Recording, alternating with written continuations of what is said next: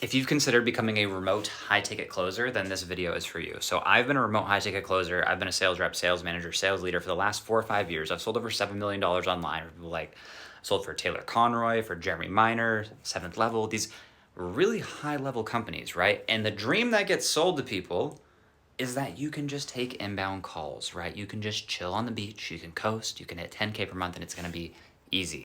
Reality check, those days are pretty much gone.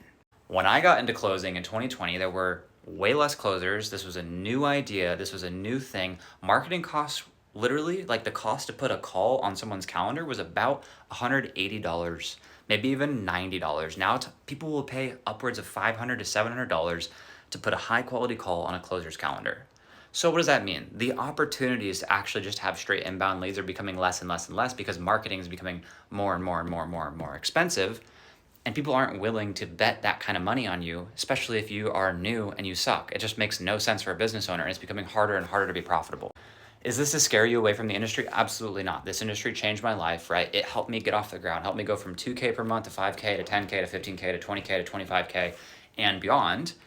But that required getting skills, that required doing outbound, that required hunting, that required not just sitting back and waiting for leads to come to me, but actually being a sales professional in a industry that has an attitude where you can just sit back.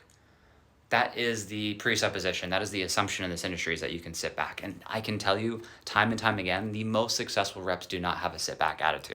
Sales is a sport. It requires hunting, and yes, sometimes you get great inbound leads, but if you don't have a hunter attitude, people aren't going to want to hire you. You're a princess. You're a pain in the ass to work with, and it's going to be brutal. So I just want to give a reality check for those who are considering this industry.